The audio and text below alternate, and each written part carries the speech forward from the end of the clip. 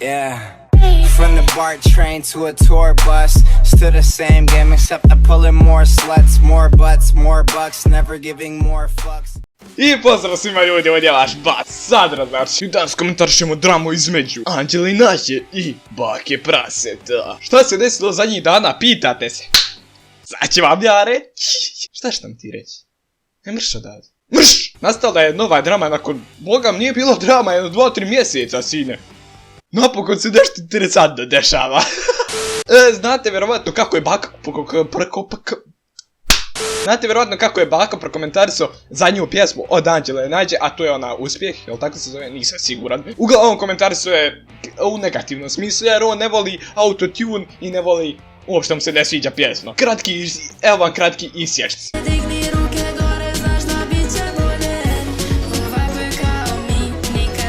Pa ja se nadam, evo ja dižem ruke u nadi da će biti bolja, ali nešto ne vidim da će to da se desi. I svaki dan, i svaki tren, za svoj plan i svoje sne. Ovako je kao mi, nikad se ne boje. Nikad se ne boje, pa baš bih voleo da ovako njih dve stavimo u rupu sa 2 tigra. Pa usrle bi se, znaš koliko, kaže nikad se ne boje. Pa nemoj ti meni te priče da prosipaš. Njih dve protiv 2 tigra, znači sve što posjedujem sada, svu svoju imovinu stavio bih na 2 tigra na kecu. I poslije toga desilo se nešto neočekivano. To je Anđele Nađe pogodilo u srce, u sred duši. Zbog toga se one oglasile putem svoga videa i davale su neke svoje, ajmo reći, ta neka mišljenja, nešto ovo ono srale. One se znači osjećale uvrijeđeno i to njima nije odgovaralo i dobile su dosta, ajmo reći, hejta na pjesmi, kao zbog Bake Praseta, iako sumnjam da je zbog njega, ali dobro. Znači one su davale ta kao neka svoja mišljenja, kao nemoj da vas neko drugi ubjeđuje kako vaše mišljenje treba biti ovo ono, više manje. Evo vam otprilike neki isječci. 4377 dislajka. Ljubomorno. I ljudi... Nemoj da se brineš, nećeš ostati na dnu, a ćeš uvijek biti iza nas. Hvala bi tigra za ljubimca. To su ljudi koji... su počeli da propadaju, mislili su da su jaki, ali nažalost su krenuli da se spuštaju, da padaju, da...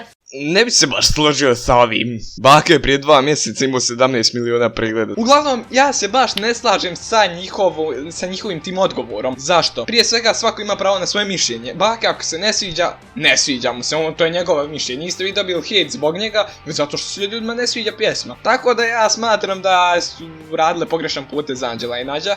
Ali dobro, mislim, njihova stvar boli mene, znaš šta. Ali evo, kad vam toliko treba, izvolite malo pažnje, još malo pregleda od mene, naravno, uzmite, što god vam treba, što god poželite. Ako će vas to usrećiti, evo, izvolite, malo pažnje od mene. Ja samo želim da vam kažem, ovo vama ne treba. Vi ste lepo krenuli da idete na gore. Svaka čast, bravo. Ali malo previše ti se proširi apetit i onda hoćeš i dramicu malo da te podigne. Pa ne može baš, ne može. Ne možeš sve, samo polako, bez žurbe, ne može tebi da smeta što je neko veći od tebe, ti gledaj svoja posla, radi svoju priču. S ovim što je Baka rekao, ja se apsolutno slažem. Čim se osjetile malo više pažnje, odmah se osili, znaš, to će sad zapovjedac ima šta će raditi. Ali ko što sam rekao malo prije, njihova stvar boli mene, znaš šta. Lajkujte klip ako želite diss track, mislim ja već planiram diss track, naravno ono. I poslije ovog je još Baka rekao da će napraviti diss track.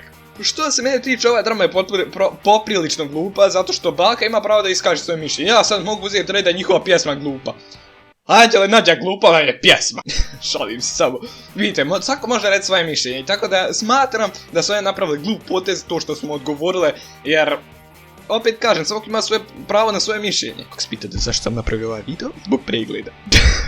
Uglavnom, to je neko moje mišljenje o ovome. I ja se nadam da ste uživali u ovom klipu. Ako jeste, obavezno ostavite like i mi se vidimo u sljedećem klipu. Ćao!